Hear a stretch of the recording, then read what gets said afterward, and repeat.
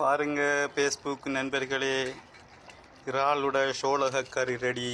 அங்கே இறாலை காணலை, இதை காணலைன்னு சொல்லப்படாது. இந்த இறால் எல்லாம் கிடக்கு, அந்த வெள்ளப்புடெல்லாம் கிடக்கு.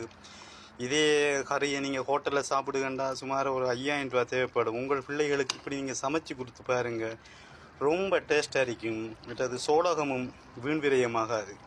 இந்த வீடியோ பிடிச்சிருந்தா கமெண்ட் பண்ணுங்கள், ஷேர் பண்ணுங்கள், கூடவே லைக் பண்ணுங்கள். நானும் இதனை சுட சுட சாப்பிடணும் வந்து ரொட்டி ஒட்டனவை ரொட்டி வேண்டிக்கு வந்து சுட சுட தொட்டு சாப்பிட்ட அருமையான டேஸ்ட். இந்த